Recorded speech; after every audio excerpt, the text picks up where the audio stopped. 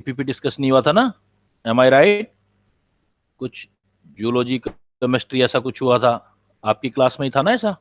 Yes sir. हाँ, तो सबसे पहले अपना डीपीपी निकाल लो, मैंने डीपीपी शेयर कर रखा है।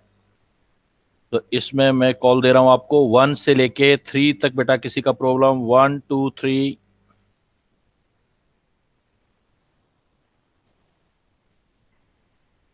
1 2 3, नेक्स्ट चल लो 4 5 6। 6 तक बेटा किसी का नहीं है?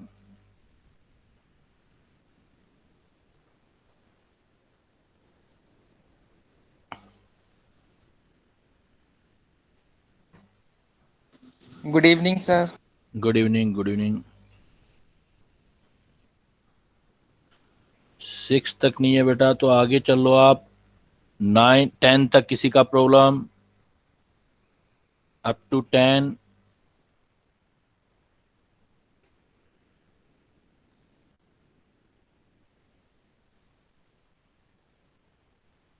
नेक्स्ट बेटा 10 तक नहीं है, तो 13 तक किसी का प्रॉब्लम? Up to 13?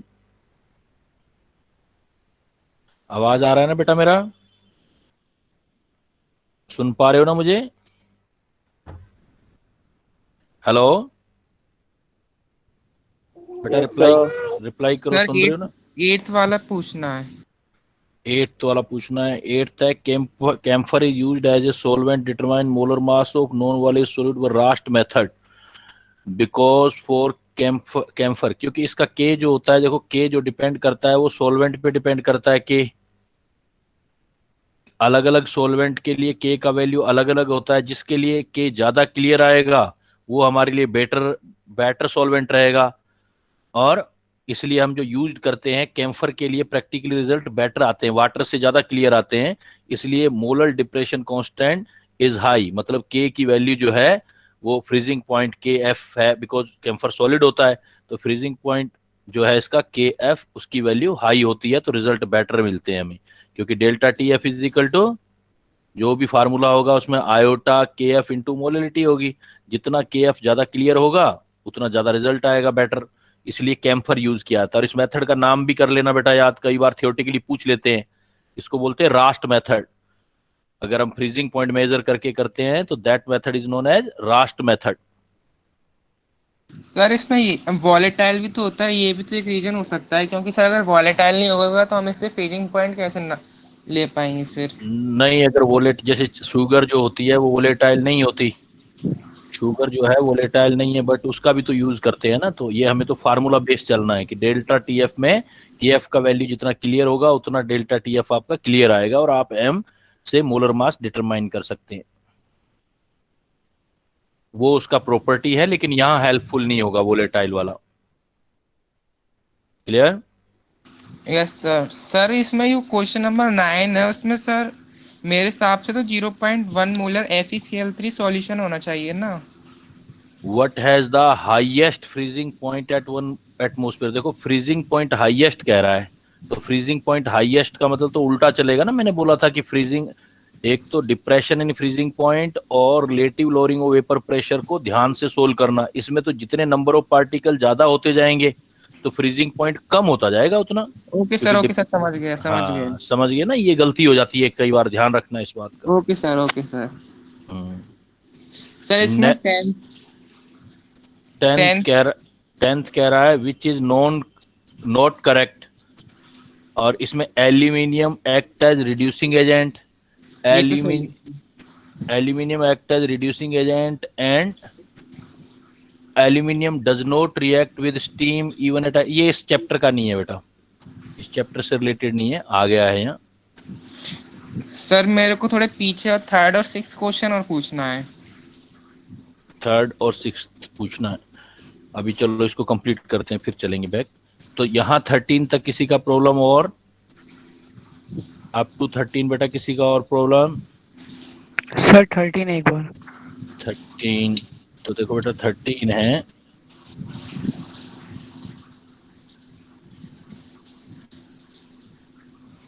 थर्टीन कह रहा है N aqua solution containing 5% by wait 5% by wait तो यूरिया ले रहा है देखो, एंड 10% बाई ग्लूकोज ले रहा है, glucose and urea. Freezing point of solution निकालना है आपको, तो डेल्टा टी एफ दोनों यूज कर लो आप। Delta T F is equal to iota into molality. बेटा सभी माइक बंद कर दो एक बार, नहीं तो आवाज आ रही है, मैं समझा रहा हूँ। आयोटा इंटू मोलिटी फर्स्ट का, आयोटा इंटू मोलिटी सेकंड का, और ये के एफ हो जाएगा। अब देखो आयोटा फर्स्ट वाला यूरिया है तो यूरिया का आयोटा 1 होगा, यूरिया का 1 हो गया। और मोलिटी हम कैलकुलेट कर लेंगे, मोलिटी कितना है, 5% of weight of urea, it means 5 ग्राम। मोल बना लोगे तो 60 इन 100 ग्राम में। अब 100 ग्राम तो टोटल सॉल्यूशन होगा ना, 5% ऑफ यूरिया है, तो सॉल्वेंट रखना है हमें। सॉल्वेंट तो 90, यहाँ से आ गया 95, दोनों रख देते हैं। देखो अभी दोनों क्लियर कर लेते हैं। तो इसमें क्या होगा कि 5% यूरिया है, 10% वेट ग्लूकोज का है, टोटल सॉल्यूशन 100 हुआ। इसमें से 5 ये चला गया, 10 ये चला गया, तो सॉल्वेंट हमारा कितना रह गया, 85 ग्राम इंटू 1000। इधर भी आ जाओ इस वाले में आप, इधर 10% ग्लूकोज है, ग्लूकोज 10%, और ग्लूकोज जो होता है 180 होता है। सॉल्वेंट का वेट रहेगा, मोलिटी में सॉल्वेंट आता है 85, क्योंकि 5 और 10 15 ये चला गया इंटू 1000। और के एफ का वैल्यू हमारे पास गिवन है, ग्लूकोज का भी आयोटा 1 होगा इसलिए मैंने नहीं लिखा है। And now what is the value of K F, K F का वैल्यू होता है 1.86। Now we can calculate. Clear? Answer minus में ही देना है क्योंकि डिप्रेशन होता है फ्रीजिंग पॉइंट में, तो आंसर माइनस में ही आएगा वाटर के लिए। कर लोगे बेटा आगे कैलकुलेट? Yes sir. अब एक आप मेरे से पीछे कह रहे थे कुछ बच्चे, इधर मैं ले रहा हूं इसको, देखो थर्ड वाला सर।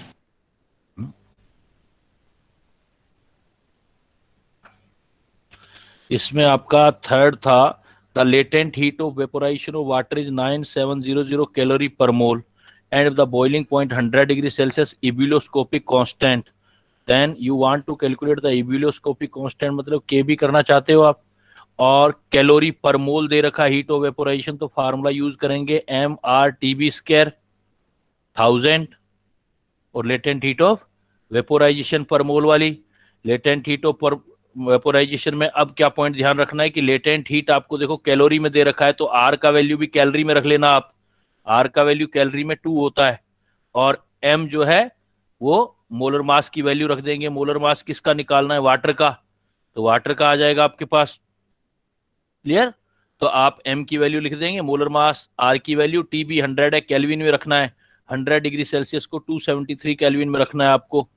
तो आप कैसे करोगे, लेटेंट हीट पर मोल है, एम जो आ जाएगा आपका, मोलर मास 18 ग्राम पर मोल डिवाइडेड बाई 1000, कैलोरी में करोगे ये आपका 2 कैलोरी होता है, बॉइलिंग पॉइंट आ जाएगा आपका 100, तो 373 का स्क्वायर कर देना, डिवाइडेड बाई ये आ जाएगा आपका कितना, और क्या रहेगा, लेटेंट हीट ऑफ वेपोराइजेशन 9700।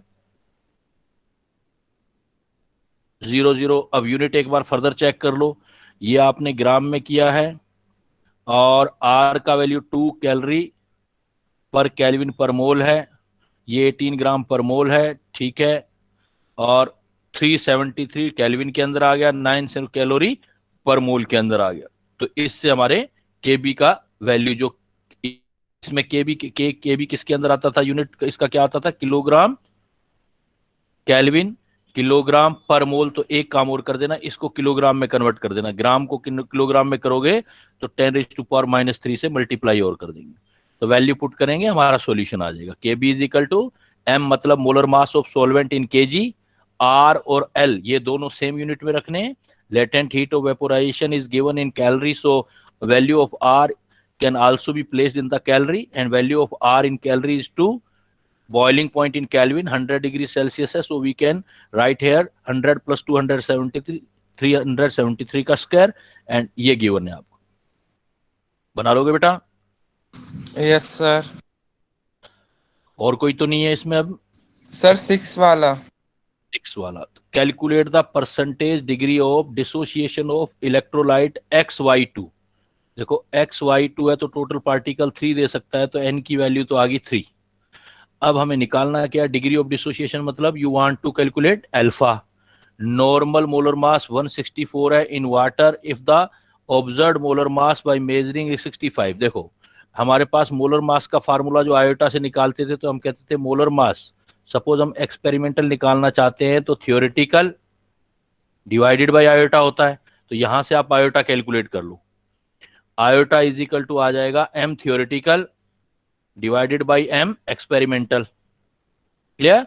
तो यहां से I की वैल्यू आ गई तो m थियोरेटिकल दे ही रखा है आपको। देखो मेजरिंग एलिवेशन 65.6 आया है, नॉर्मल 164, जो थियोरेटिकल होता है वो नॉर्मल होता है 164 और 65.6 डिवाइड करके आयोटा का वैल्यू कैलकुलेट हो जाएगा। Now iota is equal to होता है 1 minus alpha plus N alpha, तो आयोटा यहां से कैलकुलेट हो जाएगा और n की वैल्यू आपके पास 3 है, you can write 1 minus alpha, n की वैल्यू 3 अल्फा तो 1 plus 2 alpha. Now you can calculate the value of alpha. Iota comes from here and you can calculate alpha, degree of dissociation.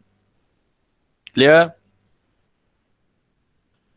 Have you any doubt बेटा किसी Yes, को? sir. चलें आगे।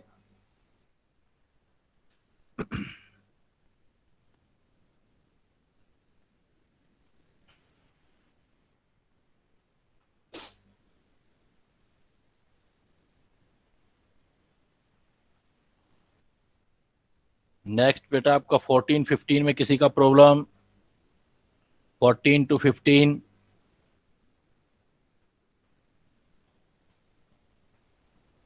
No?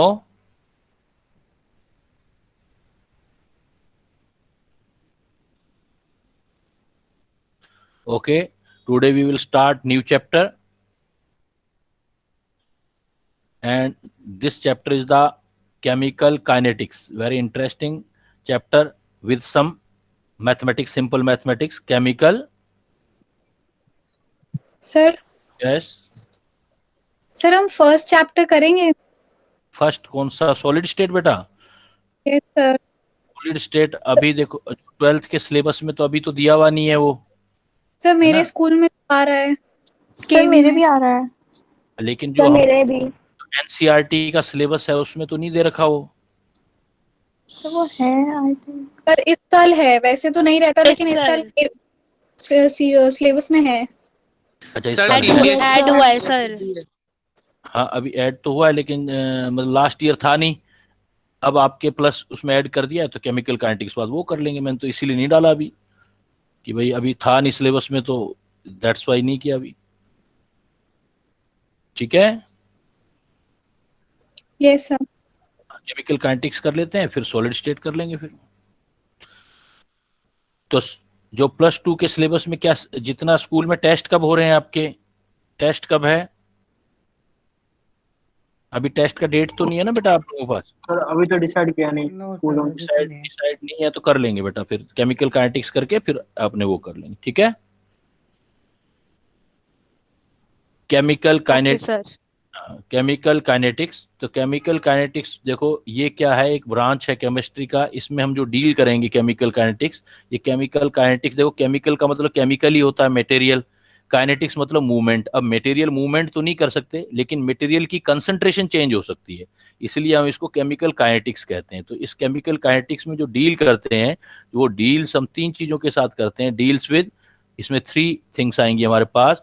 First आएगा rate of reaction, deals with किसी भी reaction का rate कितना होता है। दूसरा होगा mechanism of reaction,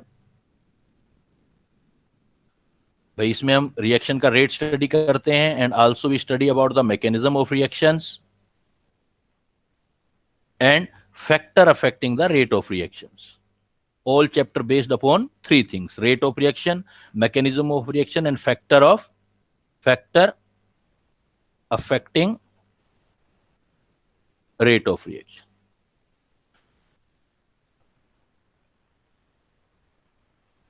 That is the intro. So chemical kinetics, the branch of chemistry which deal with rate of reaction, mechanism of reaction and factor affecting rate of reaction. Now first of all जो first point आता है, it means हमारे पास आती है types of reaction। भाई जो आप reaction study करते हो उसको कितने टाइप में हम डिवाइड कर सकते हैं? वेरी सिंपल, कोई भी रिएक्शन हम जो डिवाइड कर सकते हैं वो 3 टाइम्स में कर सकते हैं, 3 टाइप्स में। एक रिएक्शन होती है जिसको हम इंस्टेंटेनियस रिएक्शन बोलते हैं, इंस्टेंटेनियस रिएक्शन। इंस्टेंटेनियस रिएक्शन मतलब मोमेंट्री रिएक्शन, एक मोमेंट, एक सेकंड के अंदर जो हो जाती है। इंस्टेंटेनियस रिएक्शन वो रिएक्शन कौन सी होगी? जो वेरी फास्ट रिएक्शन है, वेरी फास्ट रिएक्शन। तो वेरी फास्ट रिएक्शन जो होती है उसको हम इंस्टेंटेनियस रिएक्शन बोलते हैं बेटा। इंस्टेंटेनियस वेरी फास्ट का एग्जांपल देखो, आप क्या देख सकते हो? You can see the example, precipitate formation. Suppose मैंने क्या लिया? AgNO3 लिया, AgNO3, 10th क्लास में जो केमिकल रिएक्शन वाला टॉपिक होता था आपका। AgNO3 को मैंने AgNO3 ले लेते हैं, NaCl में मिला दिया हमने। AgNO3 को NaCl का एक्वा सॉल्यूशन लिया, जैसे ही आप डालोगे इसको एक टेस्ट ट्यूब में लिया हमने, टेस्ट ट्यूब में NaCl था, AgNO3 का एक्वा सॉल्यूशन लेके NaCl डाल दो या कुछ भी इसमें डाल दो, तो इमीडिएट आप देखोगे कि इसके अंदर आपको AgCl का प्रेसिपिटेट मिल जाएगा। AgCl का पीपीटी नीचे बैठ जाता है, यहां बैठ जाता है, इसलिए मैंने ऐसे लिख दिया AgCl और साथ में लिख दिया सोडियम नाइट्रेट। सो AgNO3 जो भी प्रेसिपिटेटिव फॉर्मेशन करते हो आप, वो इसमें रिएक्शन आ जाती है। तो पीपीटी फॉर्मेशन इमीडिएट रिएक्शन है, बहुत जल्दी रिएक्शन हो जाती है बेटा। ये मोमेंट्री रिएक्शन होती है, एक मोमेंट के अंदर हो जाती है। तो इस टाइप की रिएक्शन को हम इंस्टेंटेनियस रिएक्शन बोलते हैं। एक रिएक्शन जो होती है वो हमारे पास जो रिएक्शन होती है वो काफी स्लो रिएक्शन होती है, very slow reaction. Next type का रिएक्शन होता है स्लो रिएक्शन। जो स्लो रिएक्शन होता है, स्लो रिएक्शन का एग्जांपल जैसे आप देख सकते हो, rusting of iron. Rusting of iron, iron आप देखो कई कई साल पुरानी बिल्डिंग हो जाती है, तब उसके अंदर आयरन के अंदर जाके रस्ट लगता है। तो रस्टिंग ऑफ आयरन में ईयर्स लगते हैं, काफी सारा टाइम लगता है। तो इस टाइप को रिएक्शन को हम स्लो रिएक्शन बोलते हैं। दूसरा एग्जांपल देख सकते हो आप, conversion of graphite into diamond. भाई हैं तो दोनों ही कार्बन ना, ग्रेफाइट भी कार्बन है और डायमंड भी कार्बन है, लेकिन दोनों अलग अलग फॉर्म है, दोनों की अलग अलग इंपॉर्टेंस है। तो ये एक प्रोसेस जो होता है काफी लॉन्ग प्रोसेस होता है, इसमें काफी जो स्लो रिएक्शंस होती हैं ये काफी लॉन्ग प्रोसेस होती हैं।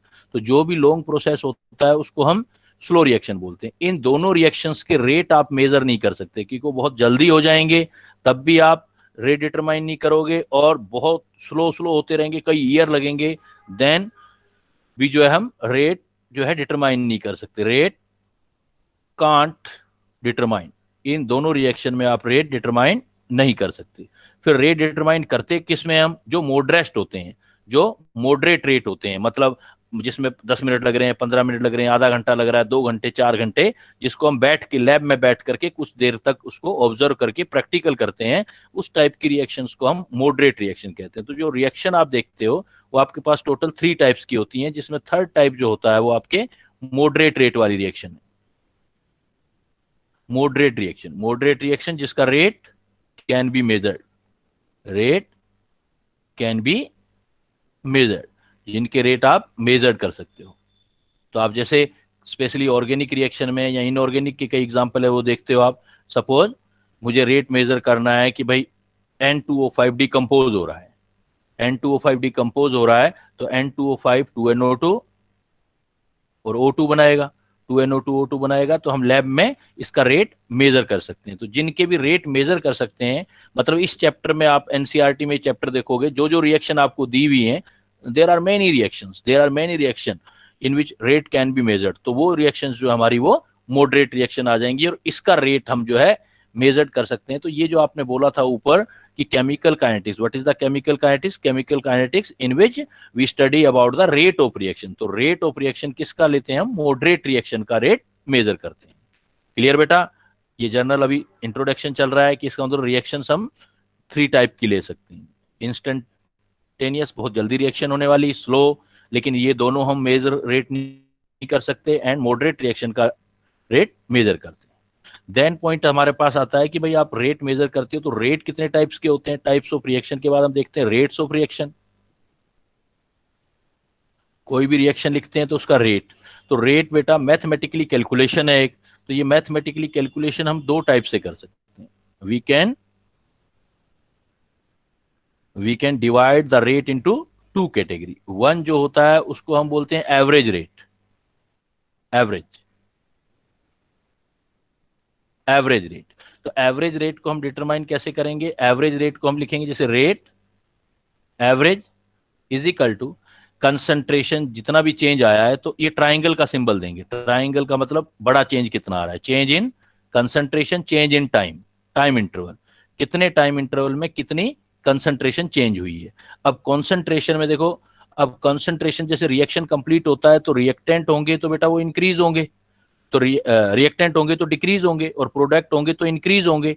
तो इसमें क्या है, कंसंट्रेशन जो है वो आपकी प्रोडक्ट की भी हो सकती है, रिएक्टेंट की भी हो सकती है। तो ये जो मैं लिख रहा हूं डेल्टा सी, ये है चेंज इन कंसंट्रेशन। प्रेशर है तो प्रेशर ले सकते हो, कंसंट्रेशन ज्यादातर यूज करेंगे इसलिए कंसंट्रेशन। ये आपका रिएक्टेंट का भी हो सकता है और प्रोडक्ट का भी हो सकता है। रिएक्टेंट या प्रोडक्ट का कंसंट्रेशन हो सकता है। जैसे देखो, अब अगर आप रिएक्टेंट लिख रहे हो तो रिएक्टेंट टाइम के साथ कम होंगे तो देन माइनस यूज कर लोगे, और प्रोडक्ट टाइम के साथ बनेंगे तो प्लस यूज कर लोगे। तो इसमें मैंने प्लस माइनस लगा दिया। प्लस किसको रिप्रेजेंट कर रहा है? अगर प्लस में कर रहे हो तो इसका मतलब कंसंट्रेशन बढ़ रही है तो वो प्रोडक्ट है, और माइनस है तो इसका मतलब रिएक्टेंट है। और डेल्टा टी जो है time interval for change, time interval for change, जो आप चेंज कर रहे हो वो कंसंट्रेशन कितने टाइम में चेंज हो रहा है वो देखेंगे। देखो, कंसंट्रेशन इंक्रीज या डिक्रीज हो सकता है, लेकिन रेट कभी भी नेगेटिव नहीं होता, रेट पॉजिटिव ही रहेगा हमेशा। रेट जो होता है किसी रिएक्शन, तो ये जो होती है हमेशा आपकी पॉजिटिव वैल्यू होती है। इसी को पॉजिटिव बनाने के लिए या माइनस प्लस लगा देते हैं हम। तो average rate delta C upon delta,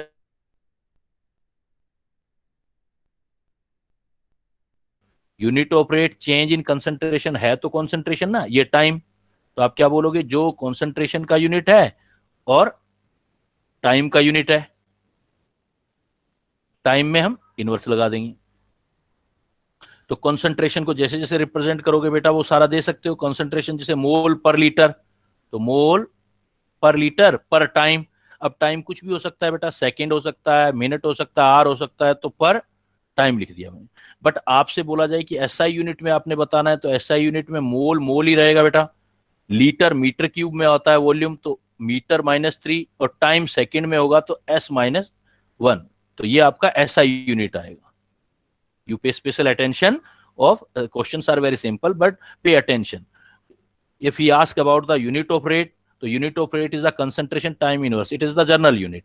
but if he ask about the SI unit of rate of reaction, then you can say mole per meter cube per second, specially mole per metre cube पर second में। यहां time कुछ भी हो सकता है लेकिन यहां पर सेकंड में करना है। तो ये जो आपका होता है बेटा ये एवरेज रेट होता है। एवरेज निकालते हैं किसी रिएक्शन का रेट। और दूसरा जो रेट होता है वो हमारे पास होता है इंस्टेंटेनियस रेट। इंस्टेंटेनियस रेट, अभी सिर्फ हम जनरल बेसिक पर बात कर रहे हैं। इंस्टेंटेनियस रेट, देखो इंस्टेंटेनियस का रेट का मतलब होगा रेट इंस्टेंटेनियस। तो इसमें क्या होगा? इंस्टेंटेनियस मतलब स्पेशल किसी पॉइंट पे रेट बताना है आपने। तो आप ये ट्राइंगल का मतलब बड़ा चेंज होता है, और छोटा चेंज मतलब बिल्कुल स्मॉल चेंज, तो डिफरेंशिएशन वाला डीसी लिख देंगे, डीसी बाई dt रहेगा वही प्लस माइनस। मतलब ये चेंज कब लेते हैं? जब आर एवरेज में जो टाइम है, टाइम या डेल्टा टी जो है अप्रोच 0 हो जाए तो वो इंस्टेंटेनियस रेट होता है। तो डीसी बाई dt से करते हैं। कैसे? इसको आप कैसे निकालोगे? कैसे? सपोज देखो, मैं इस दोनों को आपको ग्राफ से एक एग्जांपल देता हूं। Suppose we want to calculate the average rate और instantaneous rate. Suppose average rate कैसे निकलता है और इंस्टेंटेनियस रेट कैसे निकलता है। यहां हम कॉन्सेंट्रेशन ले रहे हैं सपोज, और यहां हम टाइम देख रहे हैं। और सपोज कोई कॉन्सेंट्रेशन किसी का चेंज हो रहा है, ऐसे चेंज होता जा रहा है। तो अब मुझे अगर एवरेज चाहिए बेटा, तो एवरेज तो कोई भी दो टाइम, ये सपोज रिएक्टेंट के लिए है, ये ग्राफ है रिएक्टेंट के लिए, because you can see here concentration is increasing, concentration is increasing, it means it is the reactant. तो रिएक्टेंट का कंसंट्रेशन टाइम के अकॉर्डिंग डिक्रीज हो रहा है। सपोज किसी टाइम पे मैंने नोट कर लिया T1 टाइम पे, ये T1 टाइम पे मैंने कंसंट्रेशन नोट कर लिया C1। अब मैंने फिर T2 टाइम पे कंसंट्रेशन नोट कर लिया C2। अब मुझे इसका एवरेज रेट निकालना है, तो एवरेज क्या आएगा, मैं लिखूंगा R एवरेज dC/dt। देखो अब आपको क्लियर है कि C1 C2 में आप हमेशा फाइनल से इनिशियल लिखते हो, तो लिखना तो आपको क्या पड़ेगा, C2 माइनस C1।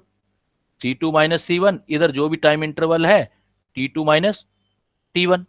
अब इस हिसाब से लिखा तो फिर तो रेट माइनस हो जाएगा, बिकॉज हेयर रिएक्टेंट है तो C1 से C2 ग्रेटर देन हो जाएगा।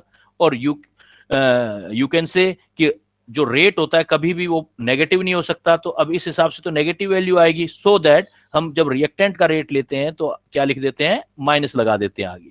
दैट्स वाई कि जब आप रिएक्टेंट का यूज कर रहे हो तो माइनस लगाओगे, C2 माइनस C1। तो यहां देखो C1 ग्रेटर देन C2, तो C2 का साइन जब आपके पास C2 माइनस C1 हुआ ना, C2 माइनस C1, और ग्रेटर क्या है, ये गलत लिख दिया मैंने, C1 ग्रेटर है, C1 ज्यादा है C2 कम है, तो C1 ग्रेटर है, तो ग्रेटर है तो माइनस माइनस प्लस, तो रेट और आपका प्लस रहेगा। और यहां से जो वैल्यू है दोनों नोट कर लेंगे हम, यहां से वैल्यू चेक कर लेंगे कितना आ रहा है, और यहां से वैल्यू चेक कर लेंगे, इसके डिफरेंस को इसके डिफरेंस से डिवाइड कर दो, एवरेज आ जाएगा। तो that is the calculation of average rate of reaction. But how can we calculate the instantaneous rate? Graph से अगर इंस्टेंटेनियस रेट इसी केस में निकालना है, इंस्टेंटेनियस रेट में सपोज कॉन्सेंट्रेशन हमें गिवन है, टाइम हमें बेटा गिवन है, ग्राफ वही है, और सपोज मैं कह दूं मुझे इस टाइम पे चाहिए, इस टी टाइम पे रेट चाहिए, तो इस टाइम पे चाहिए तो मुझे इस टाइम पे क्या करूंगा, एक पॉइंट बना लूंगा, और इस पॉइंट बना करके यहां पर एक स्लोप खींच लूंगा, मैं एक स्लोप बना दूंगा, ऐसे लाइन खींच लूंगा, जहां भी लाइन मिलेगा। तो इसका जो स्लोप आएगा बेटा, ये जो स्लोप आएगा इसका, इसको बोलते हैं टेंजेंट ऑफ स्लोप। ये जो होगा, नहीं आ रहा सर आपकी स्क्रीन चली गई है, सर आपकी स्क्रीन चली गई।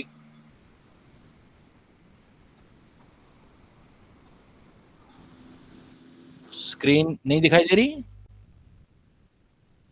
नो सर आपकी स्क्रीन नहीं दिखाई दे रही है। अभी भी नहीं दिखाई दे रही बेटा? No sir. No sir. Just a minute.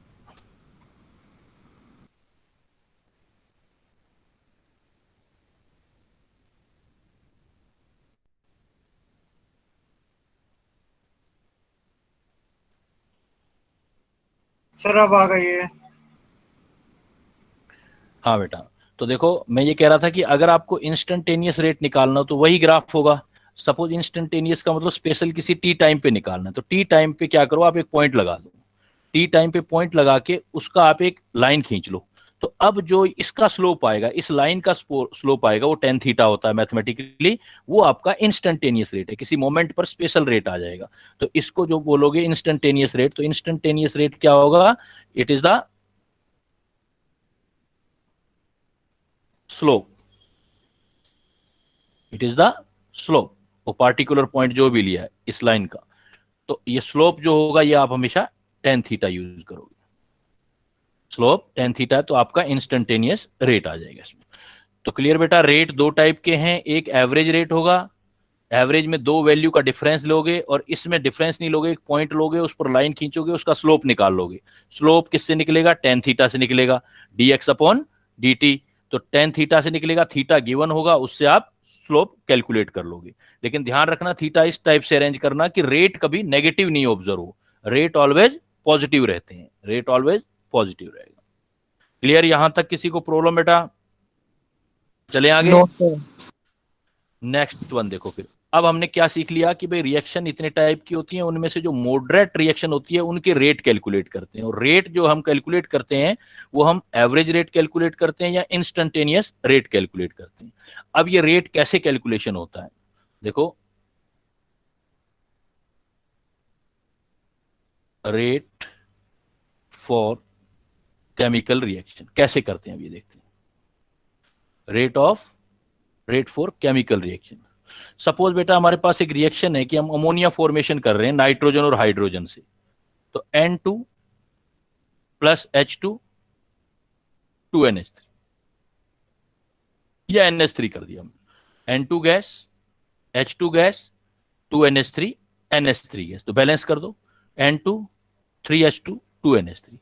अब इसमें किसी इंडिविजुअल का अगर आपको रेट लेना है, इंडिविजुअल का लिखना है, जैसे मुझे ये लिखना है रेट ऑफ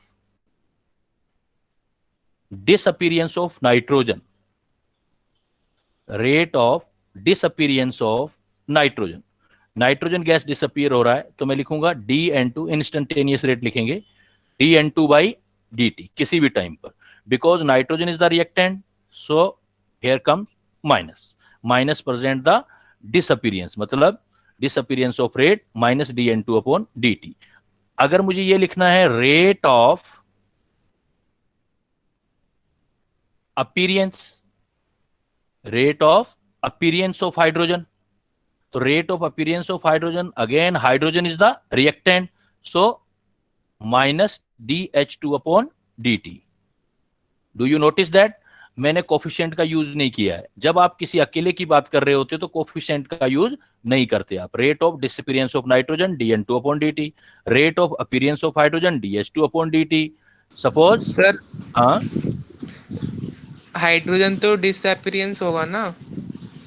डिसअपीयरेंस, मैंने क्या अपीयरेंस लिखा है, डिसअपीयरेंस, माइनस लगा है ना, rate of disappearance of hydrogen DH2। अब अमोनिया प्रोडक्ट है बेटा, तो अमोनिया का देना है, तो अमोनिया क्या लिखोगे आप, रेट ऑफ अपीयरेंस या फॉर्मेशन, रेट ऑफ अपीयरेंस और फॉर्मेशन ऑफ अमोनिया। अब फॉर्मेशन ऑफ अमोनिया लिखोगे, कोफिशिएंट का यूज नहीं करोगे, बस सीधा लिखोगे plus DNH3 by dt, DNH3 by dt। तो किसी भी रिएक्शन में अगर इंडिविजुअल का रेट अपीयरेंस या डिसअपीयरेंस लिखा जाता है तो उस सब्सटेंस का विदाउट कोफिशिएंट जो रेट एक्सप्रेशन है वो आ जाता है। बट अगर आप रिलेट करते हो ड्यूरिंग, ये इंपॉर्टेंट है, ध्यान रखना, अब यहां से अब प्रॉब्लम बननी स्टार्ट हो जाएंगी आपकी, during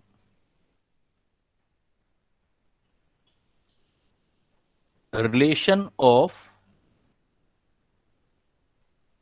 rate of reactant and product, reactant and product, जब आप एक दूसरे को रिलेट करोगे during relation of rate of reactant and product, rate is expressed in पर मोल, रेट इज एक्सप्रेस्ड पर मोल, पर मोल मतलब आपका कोफिशिएंट का यूज करोगे। अब आप यूज ऑफ कोफिशिएंट, मैथमेटिकल बात है बेटा। अगर मान लेते हैं ये जितने भी मोल थे इनके लिए जो भी रेट आ रहा था, हाइड्रोजन के लिए आ रहा था DH2 बाई dt, पर मोल निकालूंगा तो 3 से डिवाइड कर दूंगा, यानी कि वेरी सिंपल, जब एक दूसरे को आप रिलेट करते हो इनको तो जो जो कोफिशिएंट होते हैं उनको आप डिवाइड कर दोगे तो पर रेट कैलकुलेशन आएगा, वो सबका इक्वल आएगा। कैसे, जैसे मान लो मुझे इस रिएक्शन का रेट लिखना है, पूरी रिएक्शन का रेट ऑफ रिएक्शन, ध्यान देना बेटा बहुत इंपॉर्टेंट है, रेट ऑफ रिएक्शन नाइट्रोजन किससे रिलेट करना है तो मैं लिखूंगा माइनस DN2 अपॉन dt, फिर इज इक्वल टू हाइड्रोजन की रिस्पेक्ट लेना है तो हाइड्रोजन के पर मोल के रिलेट कर रहा हूं मैं, तो रिलेट में मुझे पर मोल रेट करना पड़ेगा, तो मैं लिखूंगा जो रेट आएगा 3 से डिवाइड भी कर दूंगा DH2 बाई dt, मतलब वेरी सिंपल, जो आपका कोफिशिएंट आता है उससे आप डिवाइड कर दो तो पर मोल का हो जाएगा dt। अब मैं रिलेशन चाहता हूं अमोनिया के साथ, तो 2 है तो 1/2 DNH3 बाई dt। तो पहली प्रॉब्लम अब यहां से बननी आपकी बेटा स्टार्ट होगी। तो जब आप किसी इंडिविजुअल का रेट अपीयरेंस या डिसअपीयरेंस करते हो देन आप उसमें जो है कोफिशिएंट का यूज नहीं करते आप, बट आप अगर एक दूसरे को रिलेट करते हो किसी रिएक्शन के रिएक्टेंट या प्रोडक्ट की रेट को देन कोफिशिएंट से डिवाइड कर देते हो, बिकॉज हर किसी के लिए पर मोल का रेट निकालते हो और पर मोल का सेम आता है। और दूसरी चीज यहाँ पर क्या इंपॉर्टेंट है, जो आप ये लिखते हो ये कॉन्सेंट्रेशन होती है, ये जो रिप्रेजेंट करता है ये कॉन्सेंट्रेशन को करता है, concentration of species. Concentration of species का मतलब अमाउंट नहीं है बेटा, इसका मतलब मोलरिटी है। कॉन्सेंट्रेशन का मतलब सिंपली मोलरिटी, मोल पर लीटर। अगर आपको अमाउंट दिया जाता है तो फिर आपको जब ये रिलेशन यूज करोगे देन आपको इसके अमाउंट को जो है कन्वर्ट करना पड़ेगा। और एक पॉइंट और आ सकता है इसमें आपके, फिर मैं अभी देखो फिर प्रॉब्लम करेंगे तो और क्लियरिटी आ जाएगी इसी क्वेश्चन में आपका। एक ये होता है कि सपोज आपको प्रेशर की टर्म में चाहिए इन बाय यूजिंग प्रेशर, क्योंकि गैसियस होंगे तो प्रेशर भी यूज कर सकते हो।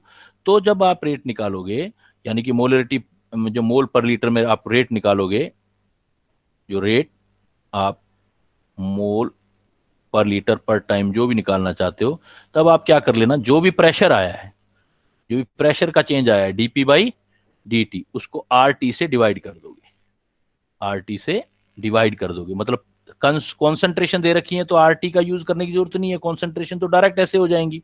बट अगर प्रेशर में चेंज दे रखा है तो आर टी से आप डिवाइड भी कर देंगे, जिससे रेट आपका मोल पर लीटर पर टाइम जो दे रखा है उसके अंदर आ जाएगा। आर क्या है, एयर आर वही है जो बेटा पहले किया है, यूनिवर्सल गैस कांस्टेंट ही है, यूनिवर्सल गैस कांस्टेंट। और टी टेम्परेचर है इन केल्विन। अब इन तीनों बातों को मैंने क्या बोला है कि रेट आपको दे रखा है तो सबसे पहले रेट को रिलेट करना सीखोगे आप। रेट करने के बाद फिर क्या है कि यहाँ जो ये मैंने ब्रैकेट में जो लिखता हूं ये कॉन्सेंट्रेशन होती है, ये हम यूज जो करते हैं here, we use the concentration of species, कोई भी रिएक्टेंट हो प्रोडक्ट हो, we use the concentration mean molarity. If concentration directly is not given and pressure is given, then for changing into the concentration dp by dt is divided by the rt, और ग्राम है तो भी concentration में change कर लेंगे। तो let's see some example to for more clarification of this topic। मैं आपको शेयर करता हूं, जैसे सपोज मैंने आपको प्रॉब्लम दिया, if rate of formation of ammonia is 8 मोल पर लीटर पर second, then calculate the if rate of formation of ammonia इतना, then calculate rate of disappearance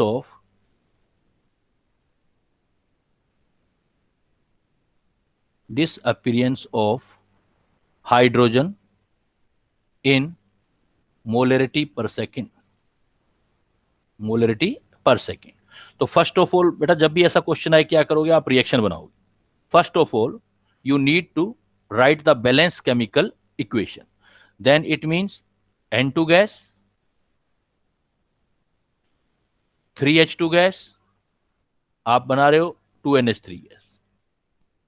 then आप क्या करोगे, आपको जो गिवन है वो लिख दोगे और जो निकालना है वो लिख दोगे। गिवन क्या है, देखो हमारे पास गिवन है rate of formation of ammonia, इसका मतलब अमोनिया प्रोडक्ट है तो हमें तो इंडिविजुअल अगर रखेंगे तो DNH3 बाई dt गिवन दे दिया।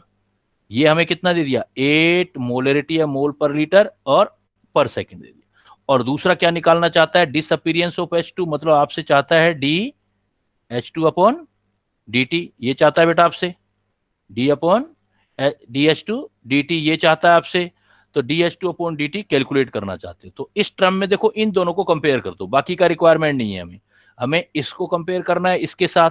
and if we want to compare then we use the coefficient because we have to take the per mole changes of concentration। तो कैसे लिखोगे, सॉल्यूशन कैसे निकालोगे, अब देखो सॉल्यूशन स्टार्ट करो आप।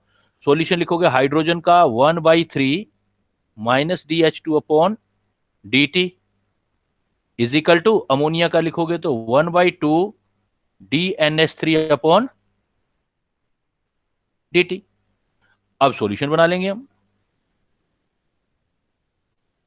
देन क्या सॉल्यूशन आ जाएगा, हमें क्या चाहिए DH2 बाई dt, ये इधर रहने दो बाकी सारा उधर ले जाओ, तो DH2 by dt is equal to 3 इधर चला गया 2 और DNH3 बाई dt गिवन था बेटा 8, तो ये आंसर आ गया। कोई डाउट बेटा किसी को? आप सबसे पहले क्या करना है, नो सर, बैलेंस करना है, इक्वेशन को बैलेंस करके जो निकालना है वो लिख दो और जो दिया हुआ है वो लिख दो। अब उन दोनों को कंपेयर कर दो पर मोल के हिसाब से, कोफिशिएंट से डिवाइड करके निकालना है आपने। सपोज इसी प्रॉब्लम को मैं बेटा ऐसे दे देता हूं, ध्यान देना मैं हर एक प्रॉब्लम में थोड़ा सा चेंज करता जाऊंगा। If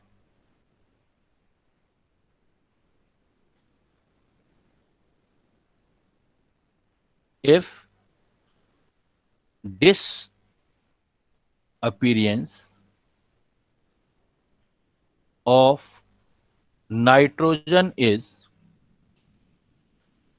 34 gram per liter per second। if disappearance या rate of disappearance कर दो, if rate of disappearance of nitrogen is 34 gram per liter per second, then calculate the appearance of rate of appearance of ammonia in gram per liter per second। Do you try बेटा? Try करोगे? बनाओ जरा, yes sir. बनाओ बनाओ फिर check करते हैं। देखो बट ध्यान देना बेटा क्वेश्चन पे, मैंने तो एक चेंज जरूर रखा हुआ है इसके अंदर।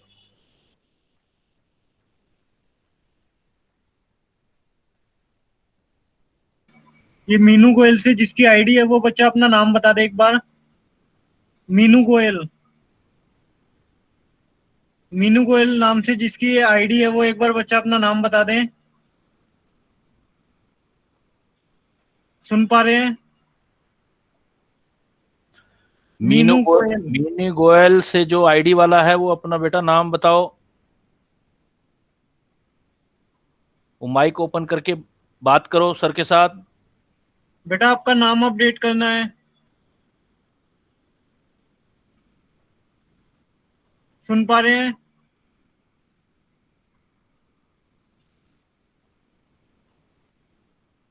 मीनू गोयल ने जिन्होंने आईडी बनाई हुई है वो अपना नाम बता दे एक बार।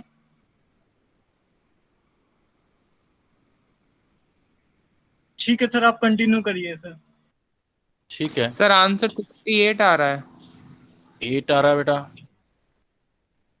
68 68 आ रहा है, ग्राम पर लीटर पर सेकंड आ रहा है। Yes sir, yes sir. Sir 68 आ रहा है। 68 आ रहा है। देखो बेटा अब मैं इसको ट्राई करता हूँ, मे बी क्योंकि मैं तो बना के ऐसे क्वेश्चन दे रहा हूँ तो मे बी आप सही हैं या गलत हैं वो चेक कर लेते हैं।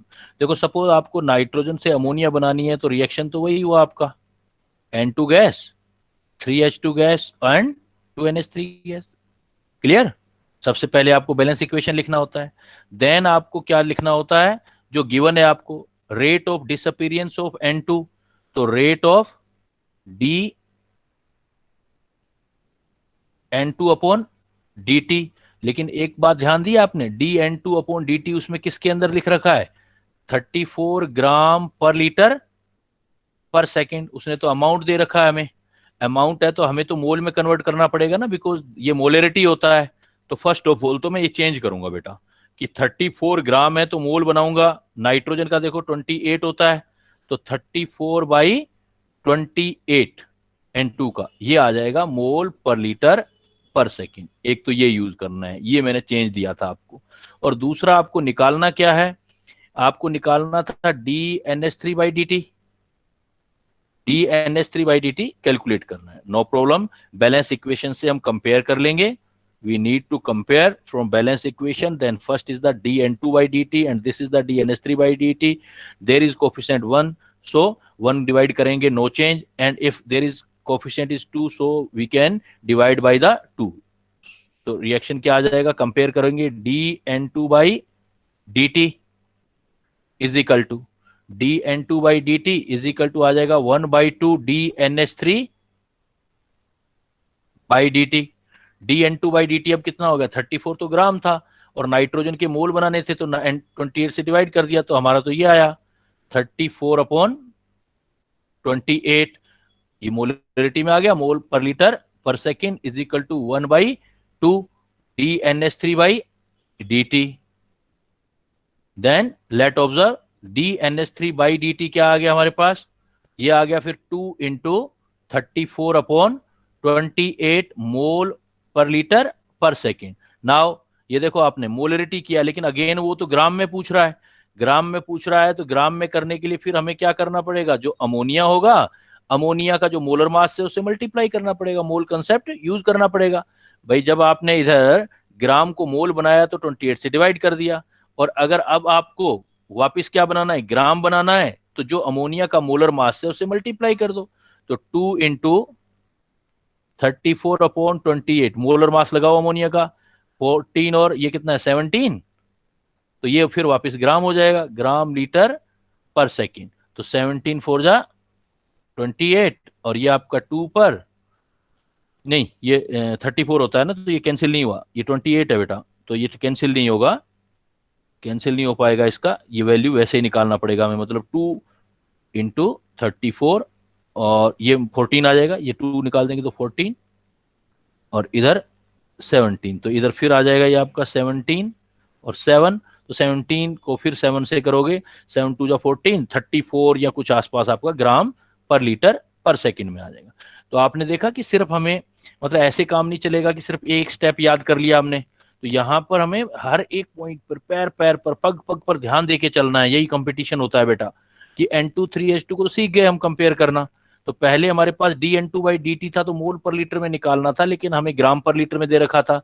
किसी का वेट हो और उसका जो है वेट है, तो उसको मोल में कन्वर्ट करने के लिए हम क्या करते हैं, उसके मोलर मास से डिवाइड करते हैं, तो मोल पर लीटर में आ गया ये चीज, मोल पर लीटर में। लास्ट में आंसर मोल पर लीटर में आया, वापस ग्राम में करना था, तो जिसके लिए निकाल रहे थे उसके मोलर मास से वापस मल्टीप्लाई कर दिया। तो इट मीन ये वाला आंसर ठीक नहीं था हमारा। क्लियर? डाउट हो किसी को बेटा पूछ लेना, क्योंकि हर एक स्टेप पे कुछ ना कुछ चेंजेस डालता जाऊंगा मैं। तो आप जब प्रैक्टिस करेंगे, जो आपको डीपीपी या जो आपका क्वेश्चन बैंक में क्वेश्चन करते हो, तो एक एक चीज पे ध्यान देना है आपने, आंसर यूनिट पे ध्यान देना है कि किसमें आपका ऑब्जर्व किया हुआ है। ऐसे ही बेटा आपका एग्जाम में भी ऐसे ही आएगा। क्लियर? समझ गए जिसने गलती की थी क्या गलती था, क्या गलती थी? क्लियर हो गया ना बेटा? कोई डाउट यस किसी सर। को, कोई डाउट किसी को है तो पूछ सकता है, अभी मैं आगे चल रहा हूं, नहीं तो जैसे मैंने in very beginning I said you कि this chapter is very very very easy, but only there is some mathematics we can learn about the use of this mathematics, बस उसका ध्यान रखना है आपको कैलकुलेशंस का। अब देखो इसी प्रॉब्लम को मैं ऐसे कर रहा हूं, आपको पता है ना घी कैसे बनता है, वनस्पति घी, वनस्पति घी कैसे बनता है, जब हम hydrogenation of yes hydrogenation. Hydrogenation of fatty acid, जो फैटी एसिड बड़े एसिड होते हैं, एल्कीन होती हैं, उनका हाइड्रोजिनेशन करते हैं, तो उससे वनस्पति घी बनता है। तो जैसे जैसे हाइड्रोजन गैस है, जैसे जैसे यूज होती जाएगी, तो हाइड्रोजन का जो प्रेशर है वो कम होता चला जाएगा। तो मैं एक प्रेशर पे एग्जांपल दे रहा हूं आपको, देखो during hydrogenation of vegetable oil वही है आपका fatty acid, at 27 degree Celsius there is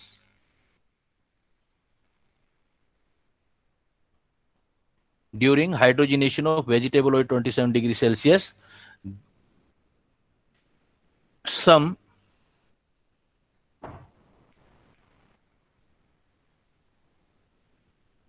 change occurs in pressure. If initial pressure of hydrogen, the H2 gas, is 2 atm and after 25 minutes it becomes 1.2 atm. Calculate the rate of hydrogenation calculate the rate of hydrogenation of vegetable oil.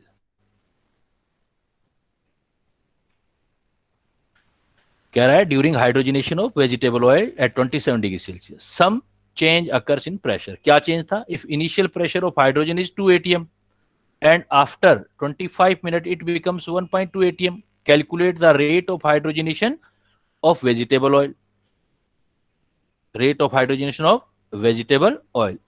तो suppose देखो देखो बेटा, अगर मैं pressure से ही देखना होता rate in term of pressure, then I taught you कि आपको प्रेशर से ही रेट देखना है, तो सीधा देखो हाइड्रोजन है तो रेट जो हाइड्रोजनेशन का आएगा वो चेंज कर दो। तो डी हाइड्रोजन का प्रेशर ले लो आप, pH2/dt। लेकिन ये जो प्रेशर आएगा ये रेट आपका यहीं तक कैलकुलेट करना है तो ये एटमॉस्फेयर में आएगा। तो आप सीधा कह सकते थे dpH2/dt। तो कितनी देर में हुआ? देखो 2 atm पहले था, बाद में कितना हो गया?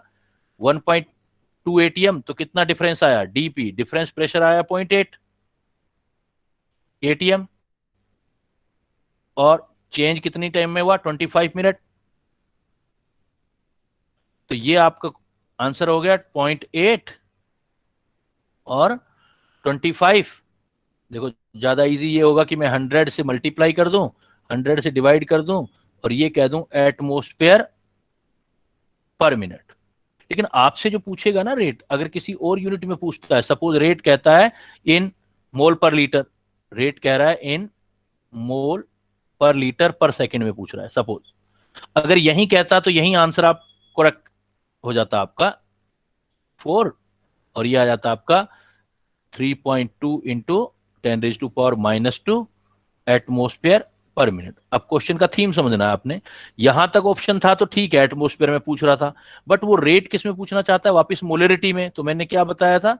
रेट आपका मोलरिटी में पूछना चाहेगा तो रेट जो मोलरिटी में होगा तो इजिकल टू आप क्या कर देना, आरटी से डिवाइड और कर देना।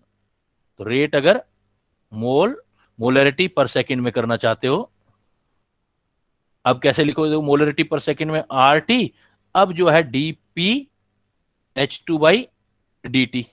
तो अब देखो कैसे लिखोगे? 1 आर की वैल्यू एटमॉस्फेयर वाली लिखोगे बिकॉज ये एटमॉस्फेयर में 0.08, टेम्परेचर केल्विन में लिखोगे बेटा 27 है तो 300, प्रेशर जितना आपका आया चेंज हुआ है 0.8, टेम्परेचर ये टाइम 25 मिनट, लेकिन हमें सेकंड में है। देखो एक एक पॉइंट पे ध्यान देना है आपको, डिफिकल्ट नहीं है लेकिन आपका अवेयरनेस जरूर चाहिए इसके अंदर। 25 मिनट 1 मिनट में सेकंड 60 होते हैं। तो अब हम सोल्व कर लेंगे, तो अब जो हमारा आंसर आ जाएगा वो मोलरिटी में यानी कि मोल पर लीटर पर सेकंड में आ जाएगा।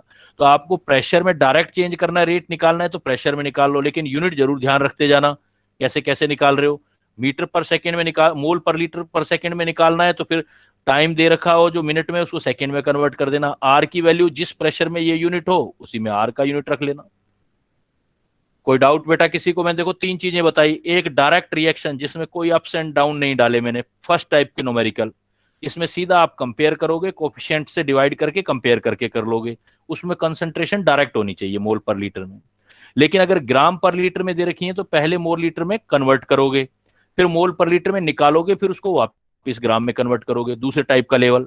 तीसरे टाइप का चेंज दे दिया आपका कॉन्सेंट्रेशन में ना दे करके प्रेशर में चेंज दे दिया, और आपसे पूछ ली कॉन्सेंट्रेशन रेट जो पूछा है वो मोल पर लीटर में, तो आरटी से डिवाइड और कर देना, आरटी से dpH2dt को आरटी से डिवाइड कर देंगे। कोई डाउट बेटा इस फर्स्ट टॉपिक में? किसी भी स्टूडेंट को कोई डाउट यहां तक? चलूं आगे, रिस्पॉन्स करो बेटा। Yes sir. Yes, sir. चलो ना आगे चलो। तो इस टाइप से आप रेट का एक्सप्रेशन सीखते हो बेटा कि एक्सप्रेस करके हम कंपेयर कैसे करते हैं। नेक्स्ट पॉइंट आता है फिर हमारा रेट कांस्टेंट। अभी तक तो रेट की बात कर रहे थे हम, रेट कांस्टेंट, रेट कांस्टेंट, इसी को हम वेलोसिटी कांस्टेंट, इसी को हम स्पेसिफिक रेट भी बोलते हैं। कांस्टेंट है तो रिप्रेजेंट कर सकते हो, जैसे के से रिप्रेजेंट कर सकते हो आप। Rate constant, velocity constant, specific rate. ये क्या चीज होती है और किस फैक्टर पर डिपेंड करता है बेटा? देखो, सपोज एज एग्जांपल एक रिएक्शन ले लिया मैंने कह दिया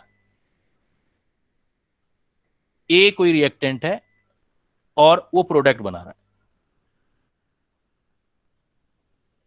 कुछ भी बना रहा है प्रोडक्ट, और सपोज यहाँ कितने भी पार्टिकल मैंने यहाँ एन लिख दिए। तो अब क्या है कि एन ए प्रोडक्ट अगर आप लिखोगे तो अब इसका रेट एक्सप्रेस करोगे तो रेट कंसंट्रेशन ऑफ रिएक्टेंट पर डिपेंड करता है। Rate directly proportional of concentration of reactant, तो ए की कंसंट्रेशन पर डिपेंड करेगा। लेकिन ए बेटा ये ध्यान रखना बस, अब यहां आगे आने वाले चैप्टर में, इस चैप्टर में इतनी सी बात है, जो बात ये समझ जाएगा उसके लिए बहुत इजी हो जाएगा चैप्टर। एन का मतलब यहां पर कोफिशिएंट है, ये एन जो है यहां कोफिशिएंट है भाई, बैलेंस करने के लिए जो लिखा हुआ है वो चीज है यहाँ। और यहां जो ए के आगे ये एन कुछ भी हो सकता है, एन हो सकता है एन नहीं हो, कुछ और हो, इसलिए मैंने एक्स लिख दिया यहां। या मैं एक ऐसा काम करता हूं कंफ्यूजन हटाने के लिए, इधर एक्स कर देते हैं, इधर एन कर देता हूं। तो जरूरी नहीं है एक्स का मतलब मान लो 10 ए पार्टिकल रखे हुए हैं, तो 10 मैंने सिर्फ बैलेंस करने के लिए लिखे हुए, कोफिशिएंट है ये 10। और रेट जो ए की कंसंट्रेशन पर डिपेंड करेगा वो एन है। वो एन कितने भी हो सकते हैं, 10, 8, 9, 7, वो प्रैक्टिकल से पता लगेगा हमें।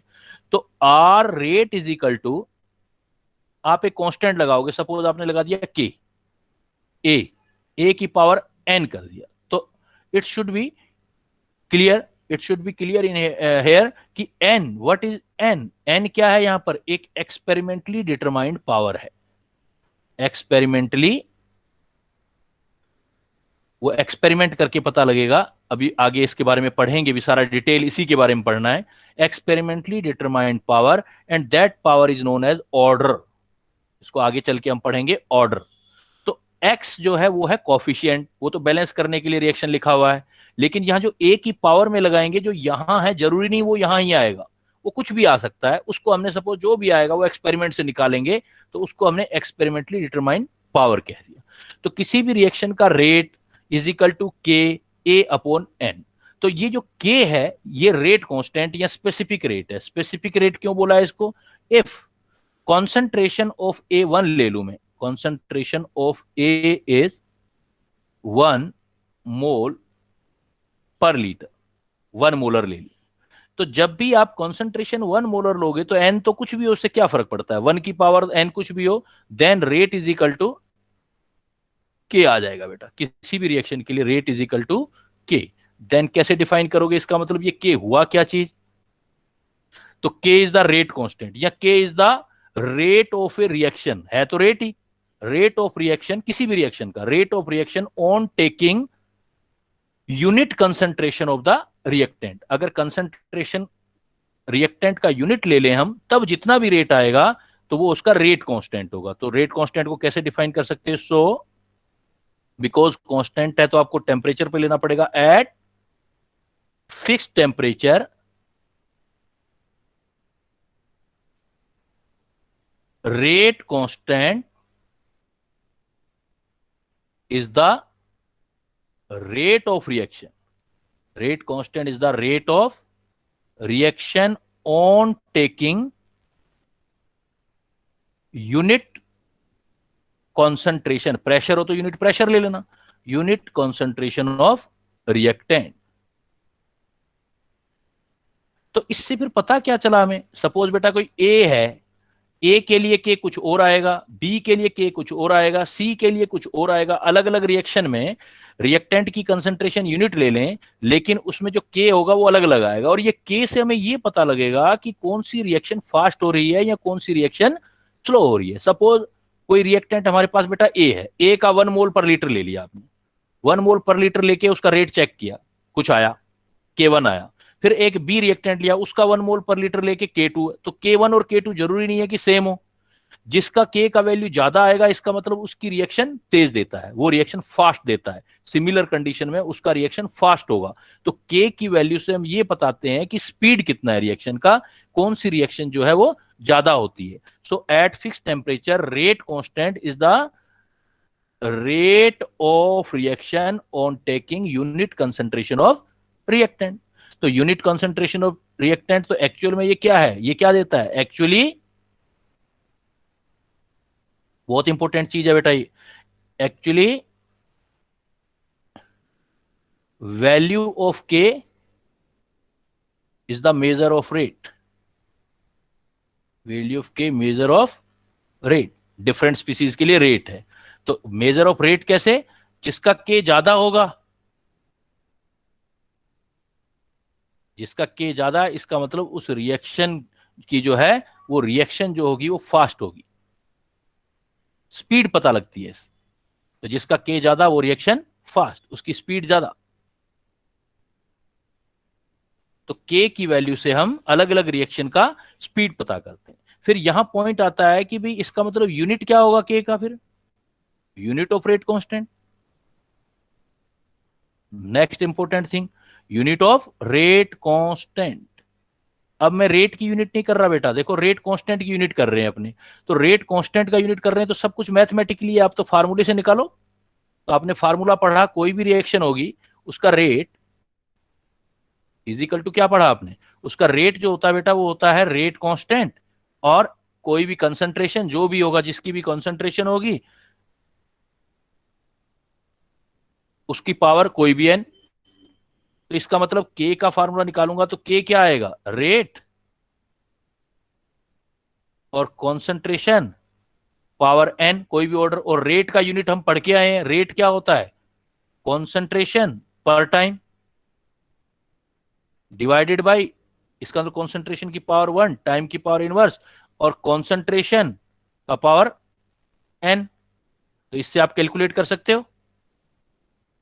कैलकुलेट करोगे तो क्या आएगा? देखो के का यूनिट, तो यहां से आप सभी के लिए यूज कर सकते हो। Unit of K is equal to concentration का पावर 1 और ये अन, तो कंसंट्रेशन की पावर 1 माइनस एन और टाइम का पावर इनवर्स, डिपेंड करेगा एन क्या है।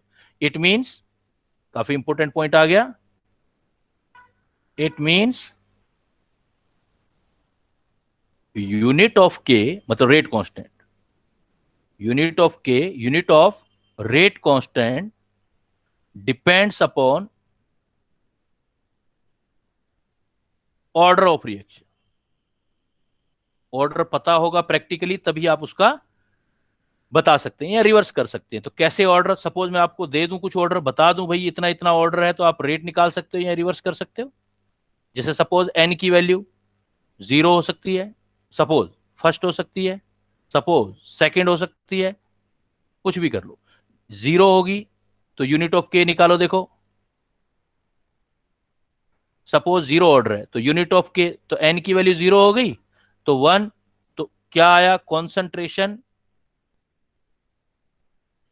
टाइम इनवर्स, मतलब मोल पर लीटर पर टाइम, और ये बिल्कुल इक्वल टू जो है रेट के है। तो ये पहचान होगी बेटा, अगर किसी रेट कांस्टेंट, किसी रेट कांस्टेंट का यूनिट रेट जैसा आ रहा है, जो रेट का यूनिट है वैसा ही आ रहा है, कंसंट्रेशन पर टाइम आ रहा है, मोलरिटी पर लीटर पर टाइम आ रहा है, इट मींस वो जीरो ऑर्डर रिएक्शन है। उसकी जो ऑर्डर होगी वो जीरो ऑर्डर है। जैसे देखो मान लो फर्स्ट ऑर्डर है, एन की वैल्यू 1, तो यूनिट देखो, अब देखो 1, ये 1 माइनस 1 तो कंसंट्रेशन का पावर 0, तो टाइम इनवर्स। इसका मतलब रेट कांस्टेंट का यूनिट टाइम इनवर्स आ रहा है, तो वो फर्स्ट ऑर्डर रिएक्शन है। फर्स्ट ऑर्डर क्या होता है ये अभी नेक्स्ट टॉपिक जो हम पढ़ेंगे उसमें आएगा। अभी तो हम सिर्फ रेट कांस्टेंट से ऑर्डर निकालना सीख रहे हैं। रेट कांस्टेंट के यूनिट देख के डायरेक्ट, मतलब कई न्यूमेरिकल में तो इतना हेल्प हो जाएगा आपको कि देखते ही पता लग जाएगा कि क्या फार्मूले लगाने हैं आपको। तो यूनिट ऑफ रेट कांस्टेंट, अगर रेट कांस्टेंट का यूनिट रेट जैसा आता है मतलब कॉन्सेंट्रेशन टाइम इनवर्स आता है, मतलब मोल, ये मोलरिटी नहीं, मोल, मोल पर लीटर पर टाइम आता है, मतलब इक्वल टू रेट जैसा आता है, तो वो जीरो ऑर्डर है। सिर्फ टाइम इनवर्स आता है तो फर्स्ट ऑर्डर है। सपोज सेकंड ऑर्डर है तो देखो क्या आएगा, सेकंड है तो कॉन्सेंट्रेशन की पावर 2, 1 माइनस 2, तो कॉन्सेंट्रेशन की पावर 1 माइनस 2 तो -1 हो गया ना, टाइम इनवर्स। और कॉन्सेंट्रेशन क्या होता है? मोल पर लीटर, तो पर और पर जो कैंसिल हो जाएगा तो लीटर पर मोल पर टाइम आ जाएगा। तो रिपीट कर रहा हूं बेटा, आई am repeating again about the rate constant. What is the rate constant? Rate constant is equal to the rate of reaction on taking unit concentration of reactant. अगर रिएक्टेंट का यूनिट कंसंट्रेशन ले लिया जाए, किसी भी रिएक्शन में किसी भी रिएक्टेंट का यूनिट कंसंट्रेशन ले लें, तो कितना रेट आएगा वो उसका रेट कांस्टेंट है। इसीलिए इसको स्पेसिफिक रेट भी बोलते हैं, because that is the specific condition, या वेलोसिटी भी बोलते हैं। और रेट कांस्टेंट का मतलब क्या है कि अलग अलग रिएक्शन के अलग अलग आएंगे। जिस रिएक्शन का के ज्यादा आएगा इसका मतलब वो रिएक्शन तेज चलती है, सेम टाइम में तेज होगी, उसकी रफ्तार ज्यादा होगी, वो स्पीड ज्यादा होगा उसका। यूनिट ऑफ रेट कांस्टेंट अलग अलग के लिए अलग अलग आएगा रिएक्शन के लिए, वो डिपेंड करेगा, एक मैथमेटिकल चीज होती है एन, जिसको हम बोलते हैं ऑर्डर ऑफ रिएक्शन, वो एक्सपेरिमेंटली डिटरमाइंड वैल्यू होता है। तो if it means unit of rate constant depend जो करेगा वो आपका किस पर डिपेंड करेगा, ऑर्डर पर, एन की वैल्यू पर डिपेंड करेगा। जैसे ये फार्मूले पर रखते जाओ, कॉन्सेंट्रेशन टाइम इनवर्स, ये फार्मूला डायरेक्ट आप ये यूज कर लो हमेशा के लिए। तो ये याद रखो बेटा, जब भी आपको यूनिट ऑफ के निकालना हो, कंसंट्रेशन 1 माइनस एन और concentration 1 minus n time inverse, n की वैल्यू पुट करते जाओ, ये एन है ऑर्डर ऑफ रिएक्शन। एन अगर 0 आएगा तो कंसंट्रेशन टाइम इनवर्स आ जाएगा, एन 1 आ जाएगा तो सिर्फ टाइम इनवर्स आएगा, एन 2 आ जाएगा तो इससे निकालोगे तो लीटर पर मोल पर टाइम आ जाएगा। तो डायरेक्ट ही के की वैल्यू कुछ लिखी हुई है तो उसको देखते ही आपको पता लग जाएगा कि इस रिएक्शन के रेट कांस्टेंट क्या होता है।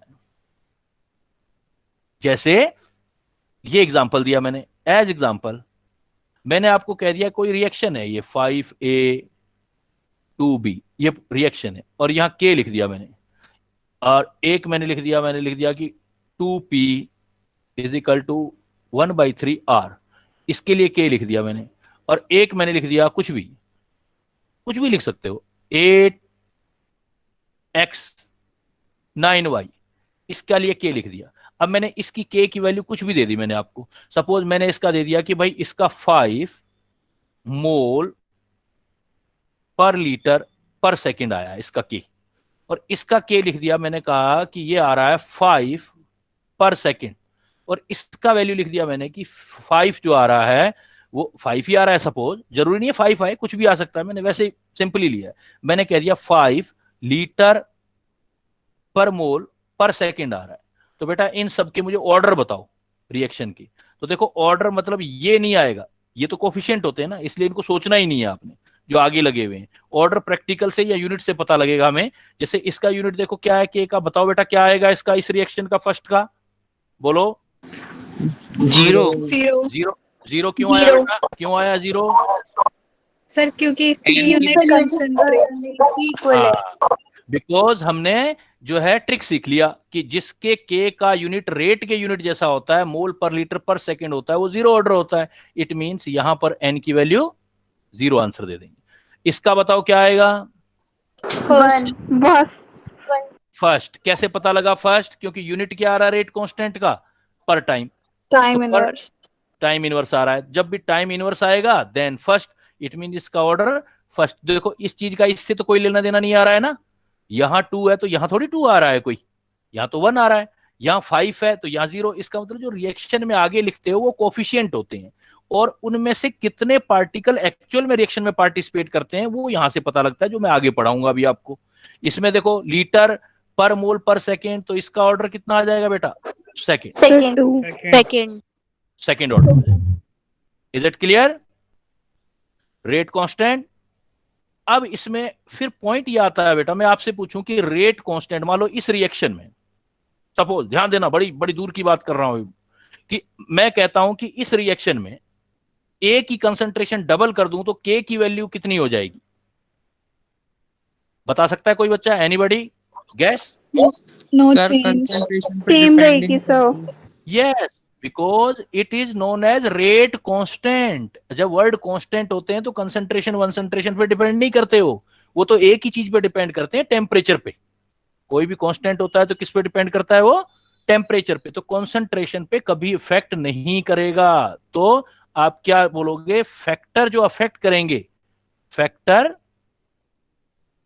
आपको ना न्यूमेरिकल में घुमाता रहेगा कि डबल कर दी कंसंट्रेशन, ट्रिपल कर दी, रिएक्टेंट आधा कर दिया, ये कर दिया। फैक्टर अफेक्टिंग रेट कांस्टेंट, ध्यान रखना, फैक्टर अफेक्टिंग रेट कांस्टेंट, जो के की वैल्यू को फैक्टर अफेक्ट करते हैं, ओनली 2 फैक्टर अफेक्ट करते हैं। डिटेल तो हम फैक्टर वाले पॉइंट में करेंगे एंड में, यहां मैं सिर्फ आपको इंट्रोड्यूस करके छोड़ देता हूं कौन से ऐसे फैक्टर हैं जो रेट कांस्टेंट को अफेक्ट करते हैं।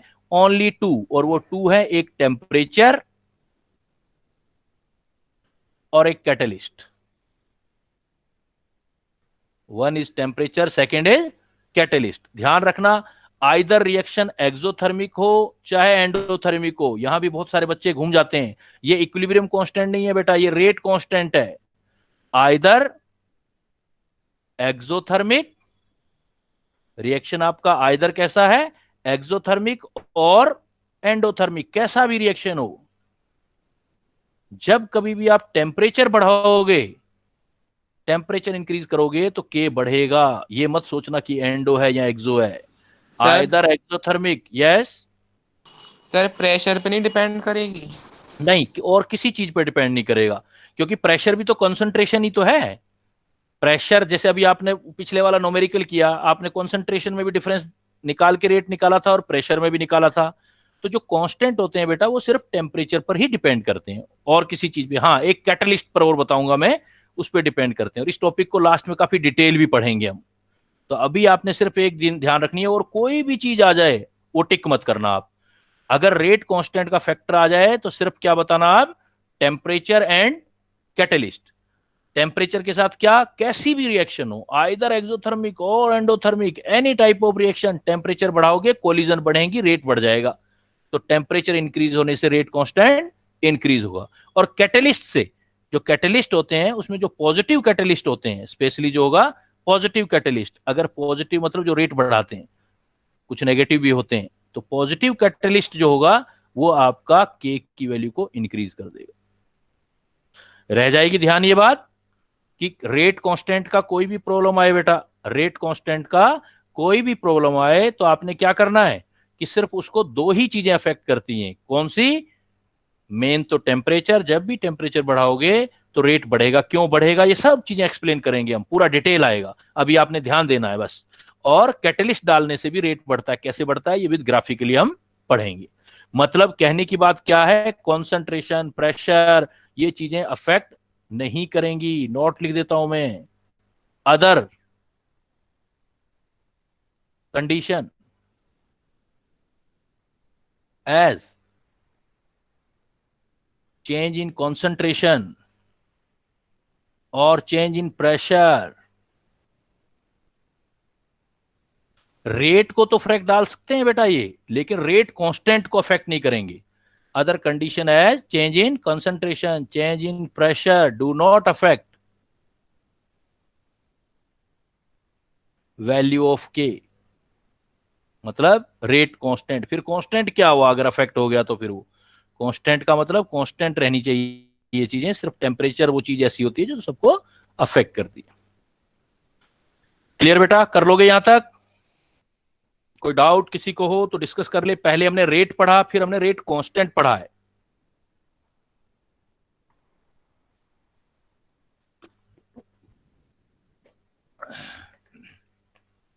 चलूं आगे बेटा? Yes sir. अब देखो एक क्वेश्चन कर लेते हैं यहीं पर, जिस टाइप के एग्जाम में आते हैं प्रॉब्लम। सपोज ऐसे प्रॉब्लम आ गया आपके पास, आया हुआ भी है, पिछले सालों में ही आया हुआ है। सपोज हमारे पास है N2O5, ये एक रिएक्शन दे दी कि N2O5 डिकम्पोज हो रहा है और 2NO2 हाफ O2 बना रहा है। उसने हमें दे दिया कि इसमें disappearance of N2O5 dt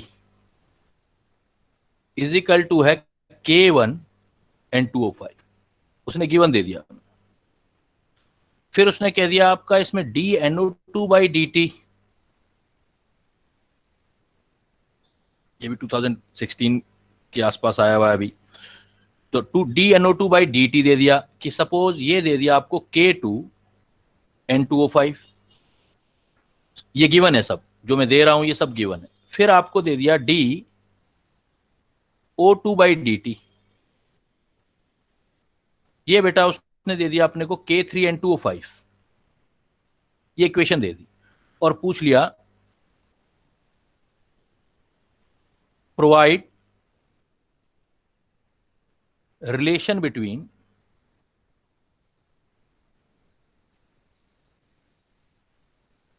K1, K2 and K3. Provide relation between K1, K2 and K3. हमें ये सारे डेटा दे दिए और हमें ये रिलेशन निकालना है। तो कैसे करेंगे देखो बेटा, तरीका वही जहां से पहले स्टार्ट किया था आपने, कि जब भी कोई इक्वेशन दी हो तो उसको हम रिलेट करें, सॉल्यूशन निकालें। Let we see the solution of this question. Suppose we have this question. First of all, we need to balance equation, and that is already given, 2NO2 and half O2. So how can we represent relation of these all thing in according to this reaction? तो हम क्या लिख सकते हैं, minus DN2O5 dt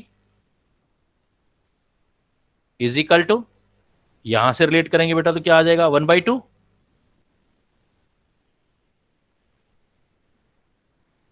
DNO2/dt and equal to, oxygen के में reference करेंगे तो ऊपर आ जाएगा 2, 1/2 को लिखेंगे तो उल्टा करेंगे तो 2/1 आ जाएगा, DO2/dt।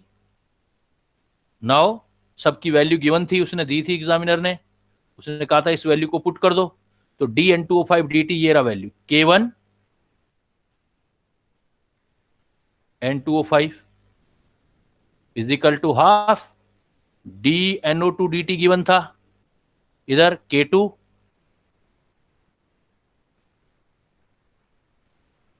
N2O5, इधर DO2/dt गिवन था आपका K3 N2O5। अब जो रिलेशन चाहिए तो देखो ये तो कैंसिल हो गया, तो बाकी आपका रिलेशन निकला है, K1 is equal to 2K2, या 2 से सबको मल्टीप्लाई कर दो, तो 2K1 is equal to K2 is equal to 4K3।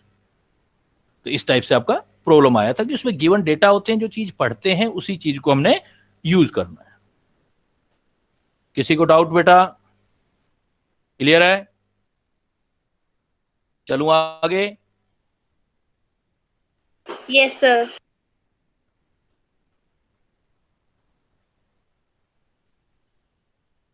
तो ये हमने अब सीख लिया कि भाई रेट कांस्टेंट क्या चीज होती है। रेट कांस्टेंट के बाद बेटा हमारे पास आता है रेट लॉ। लेकिन रेट लॉ से पहले मैं एक चीज बता देता हूं आपको, what is the molecularity. What is the molecularity? एक होता है ऑर्डर और एक होता है मोलिक्यूलरिटी। तो मोलिक्यूलरिटी क्या चीज है? Molecularity, it is the number of species, वो चाहे एटम हो चाहे मोलिक्यूल हो, कोई भी जो नंबर ऑफ स्पीसीज है, number of species, number of species which simultaneous, it is the number of species which simultaneous takes part in reaction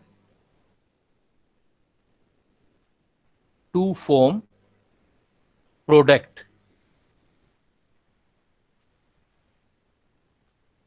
It is the number of species which simultaneous takes part in reaction to form product.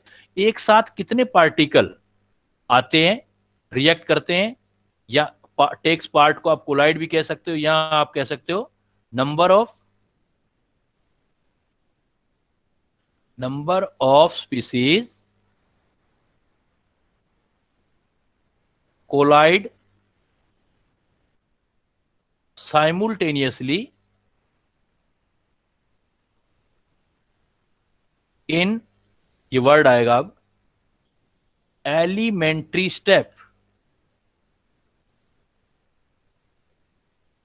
For formation of product, for formation of product. मतलब एक reaction अगर वो one step reaction है, जो one step होती है बेटा उसी को एलिमेंट्री बोलते हैं। एलिमेंट्री का मतलब होता है जो एक ही स्टेप में होने वाली रिएक्शंस होती हैं। जब वन स्टेप रिएक्शन होती है देन उसको हम एलिमेंट्री रिएक्शन बोलते हैं। One step reaction, elementary reaction. तो जब हमारे पास कोई भी वन स्टेप रिएक्शन होती है तो एलिमेंट्री, उसमें कितने पार्टिकल एक साथ साइमultaneously टकरा करके प्रोडक्ट में कन्वर्ट होते हैं, तो that is the known as molecularity. ये हम देख नहीं सकते, मतलब ये हमें पता नहीं लग सकता, इसलिए ये जो होता है थियोरेटिकल कंसेप्ट है। It is the theoretical concept. भाई प्रैक्टिकली नहीं पता लग सकता, हम थियोरेटिकली स्टडी करके फिर बता सकते हैं। और ये थियोरेटिकल कंसेप्ट है और इसकी वैल्यू जो होगी, इट्स वैल्यू वो क्या होगी? देखो, जब उसने बोला है साइमultaneously पार्टिकल एक साथ आएंगे, तो एक साथ आने के लिए तो एक्सिस हमारे पास मैक्सिमम 3 ही तो हैं। We have only 3 axis. If maximum कितना पार्टिकल एक साथ आ सकता है? 3 कोलाइड करने के लिए। या 1 आएगा, 2 आएगा, 3 आएगा, तो इट्स वैल्यू जो होगी 1 और 2 और 3, यही वैल्यू हो सकती है इसकी। इट्स वैल्यू 1 और 2 और 3 एंड नॉट नेगेटिव नहीं हो सकती। Not negative, not fraction, fraction नहीं हो सकती, और नॉट मोर देन 3, क्योंकि एक्सिस ही 3 है तो कैसे हो जाएगा? और नॉट मोर देन 3, तो 3 से ज्यादा भी नहीं हो सकती। तो ये एक थियोरेटिकल कंसेप्ट है। इसकी वैल्यू एक पार्टिकल रिएक्शन में पार्टिसिपेट करने के लिए आ रहा है, वो एक ही प्रोडक्ट में चला जाए, या 2 एक साथ टकराए, 2 चले गए या 3 चले गए, अलग अलग रिएक्शन के लिए अलग अलग हो सकता है। तो एलिमेंट्री स्टेप में कितना रिएक्शन, हम एलिमेंट्री स्टेप के अंदर हम कितना रिएक्शन लेते हैं, कितना पार्टिकल लेते हैं जो पार्टिसिपेट करता है, वही हमारा मोलिकुलरिटी है। इसको मैं इस बात से एक्सप्लेन करता हूं क्योंकि यहां काफी कंफ्यूजन रहते हैं बच्चों को, तो उसको क्लियर करते हैं हम।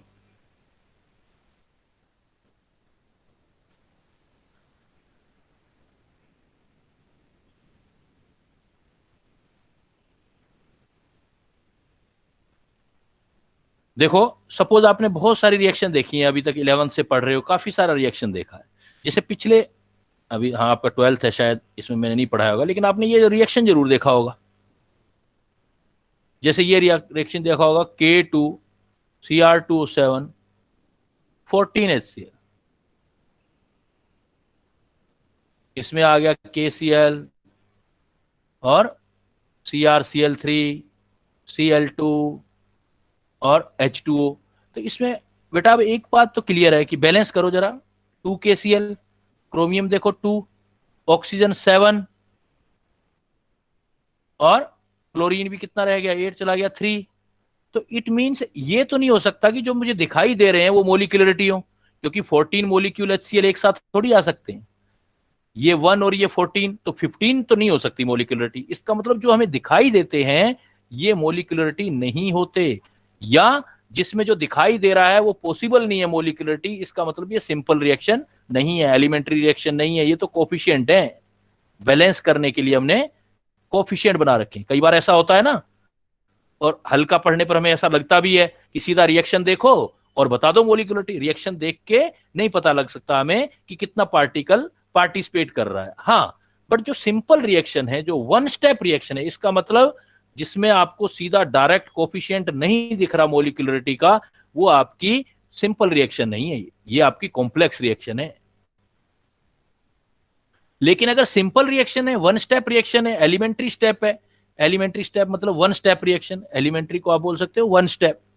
जो आपकी वन स्टेप रिएक्शन होती है तो उसमें आप क्या है कि डायरेक्ट देख के बता सकते हो। जैसे एग्जांपल देखो, जैसे मैं यूनिमोलिकुलरिटी का, अब ये एग्जांपल याद करने पड़ते हैं बेटा कि कौन कौन से यूनिमोलिकुलरिटी के। जैसे यूनिमोलिकुलरिटी, यूनि मतलब एक, मोलिकुलरिटी मतलब मोलिक्यूल। यूनिमोलिकुलरिटी का एग्जांपल है PCl5। PCl5 रिएक्शन को जब भी मैं ब्रेक करूंगा तो PCl5 PCl3 एंड Cl2 में कन्वर्ट होगा। इट मींस इसमें देखो कोफिशिएंट भी 1 है और मोलिकुलरिटी भी इसकी 1 है। वन मोलिकुलरिटी, इसका मतलब ये वन स्टेप रिएक्शन है, सिंपल रिएक्शन है, याद करनी पड़ेगी हमें। तो सिंपल रिएक्शन में जो मोलिकुलरिटी दिखाई देता है वही हमारा, जो कोफिशिएंट दिखाई देता है वही हमारा मोलिकुलरिटी था, एलिमेंट्री रिएक्शन। तो कौन कौन सी एलिमेंट्री रिएक्शन है वो हमें याद करनी पड़ेगी। जैसे कुछ मैं शेयर कर रहा हूं आपसे, जैसे यूनिमोलिकुलरिटी का ये वाला एग्जांपल, ऐसे देखो बाई मोलिकुलरिटी वाला एग्जांपल है, बाई मोलिकुलरिटी मतलब देखते ही आपको पता लग जाए जो सिंपल रिएक्शन हो। इसकी एग्जांपल आपकी है H2I2, ये है बेटा, बाकी नहीं, H2Cl2 नहीं, H2I2। देखो एक मोलिक्यूल ये डायरेक्ट HI बना रहा है, और ये भी एलिमेंट्री रिएक्शन है, इसलिए जो दिखाई दे रहा है वही मोलिकुलरिटी है। तो दो मोलिक्यूल एक साथ आएंगे एक टाइम पे और HI बनाएंगे during the reaction. But note H2Br2, ये कॉम्प्लेक्स है, इसका ऑर्डर नहीं देना, ये H2Br2। तो मैंने जैसे बताया कि आपको याद करनी पड़ेगी कौन कौन सी क्या है। HBr2 ये कॉम्प्लेक्स है, ये कॉम्प्लेक्स है। देखो H2Br2 कॉम्प्लेक्स है, क्यों? क्योंकि इसकी मोलिकुलरिटी 2 नहीं आएगी। अगर 2 आती तो ये सिंपल रिएक्शन होती है। अब वो हम बाद में जब निकालेंगे कैलकुलेशन से पता लगता है कि H2Br2 कॉम्प्लेक्स रिएक्शन। ऐसे देखो ओजोन, O3 से O2 बनना, बैलेंस करूं 2O3 3O2, दिखने में ऐसा लग रहा है 2 है, लेकिन इसकी भी मोलिकुलरिटी जो होगी आगे ऑर्डर चल के करेंगे 2 नहीं आएगा। इसका मतलब ये सिंपल रिएक्शन है ही नहीं, एक स्टेप में होंगी ही नहीं रिएक्शन। कॉम्प्लेक्स का मतलब जो मल्टी स्टेप में रिएक्शन होगी। इसी टाइप से आप ट्राई मोलिकुलर का एक एग्जांपल देख लेते हैं। ट्राई मोलिकुलरिटी, इसका एग्जांपल बेटा ये SO2 plus O2 SO3, 2SO2 1O2 SO3। देखो 2 और 1 मोलिकुलरिटी 3 है, तो 3 है और मोलिकुलरिटी 3 आ रही है, कोफिशिएंट भी 3 आ रहे हैं। तो कहने का मतलब जिसमें जितना कोफिशिएंट होता है उतनी मोलिकुलरिटी आती है, वो सारी आपकी एलिमेंट्री रिएक्शन होती है, वन स्टेप रिएक्शन होती है। तो वन स्टेप रिएक्शन में coefficient is equal to molecularity, coefficient में भी, लेकिन मोलिकुलरिटी ऑलवेज, सिंपलेस्ट कोफिशिएंट कह दो तब हो जाएगा सिंपलेस्ट। और यही इसमें ऑर्डर भी यही आएगा। तो वन स्टेप रिएक्शन जो होती है उसमें जो दिखाई देता है वही आपका मोलिकुलरिटी होता है, लेकिन इसका मतलब सिर्फ एलिमेंट्री रिएक्शन में ही तो मोलिकुलरिटी मीनिंगफुल है। तो क्या बोल सकते हैं हम, इसका मतलब जो आपका मोलिकुलरिटी है, कॉम्प्लेक्स रिएक्शन है, तो हम कुछ नहीं बता सकते कि कितना मोलिकुलरिटी होगा। तो उसके लिए हम बोलते हैं, इसलिए नोट लिख रहे हैं हम, molecularity meaningless, molecularity is meaningless. किसके लिए? For complex reaction, for complex reaction. Complex reaction बेटा मतलब multiple step reaction, multiple step reaction.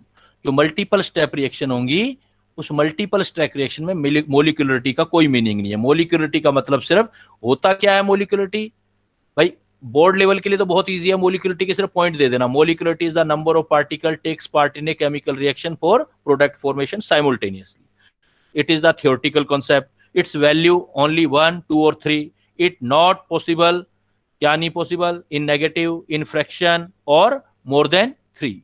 और दूसरा, जब इसकी कोई मीनिंगलेस है तो इसका मतलब जो मल्टीपल स्टेप रिएक्शन होती है उन्हीं का तो मैकेनिज्म करते हैं।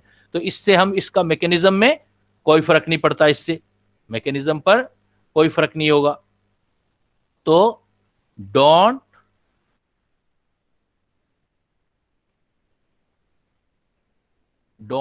Play role in mechanism determination.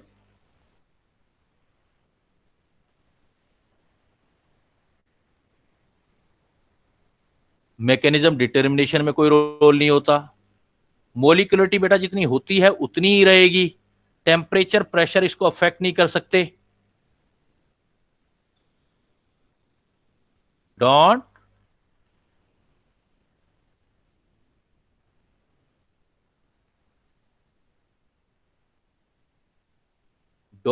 Affect by temperature और प्रेशर। तो फिर कॉम्प्लेक्स रिएक्शन में हम क्या करें? तो कॉम्प्लेक्स रिएक्शन में हमें प्रैक्टिकल करके पता करना पड़ेगा कि एक्चुअल में कितने पार्टिकल रिएक्शन में पार्टिसिपेट कर रहे हैं। भाई जितने लिए क्या सारे ही कर रहे हैं या उससे कम कर रहे हैं या कुछ प्रोडक्ट भी वापस आ रहे हैं, तो उसको हम बोलते हैं ऑर्डर। तो नेक्स्ट जो पॉइंट हमारा आता है वो ऑर्डर आता है। तो then again at the end of topic I am repeating, what is the molecularity? Molecularity is the number of species takes part simultaneously in a reaction to form product, but it is purely theoretical concept. Its value, because there are only 3 axes, so its value is 1, 2 or 3, and it can be calculated only by simple, और जिसको क्या बोला है, simple reaction का नाम क्या उसने दिया है, एलिमेंट्री रिएक्शन। जो 1 स्टेप रिएक्शन होती है, 1 स्टेप रिएक्शन एलिमेंट्री रिएक्शन में हम डिसाइड कर सकते हैं। In complex reaction it is meaningless, और इसका कोई भी रोल मैकेनिज्म डिटर्मिनेशन में नहीं होता। और टेम्परेचर और प्रेशर, ये सारी बातें मैं किसके लिए बता रहा हूं? कंपटीशन के लिए। टेम्परेचर प्रेशर से ये इफेक्ट नहीं होती। इसके कंपैरिजन में फिर हमें क्या करना पड़ेगा? हमें प्रैक्टिकल करके देखना पड़ेगा कि किन किन पार्टिकल पर रेट डिपेंड करेगा एक्चुअल में। तो उसी को हम पढ़ते हैं ऑर्डर। तो नेक्स्ट क्लास में बेटा we will discuss about the order of reaction. Clear? कोई doubt? Have you any doubt to any student? Do you hear me बेटा? सुन रहे हो ना मेरी आवाज? Yes, sir. तो आज हमने देखो 3 टॉपिक किए हैं। इजी सा चैप्टर है, साथ के साथ करते जाना। पहले मैंने आपको रेट क्या होता है, रिएक्शंस क्या होता है, फिर मैंने रेट एक्सप्रेस कैसे करते हैं ये बताया आपको, फिर रेट कांस्टेंट, उसको फैक्टर कौन कौन से अफेक्ट करते हैं, और थर्ड चीज मैंने बताई है मोलिकुलरिटी। नेक्स्ट टाइम हम करेंगे ऑर्डर ऑफ रिएक्शन, कि ऑर्डर ऑफ रिएक्शन फिर मैकेनिज्म कैसे निकालते हैं। See you very soon for next lesson बेटा। मैं डीपीपी डालूंगा।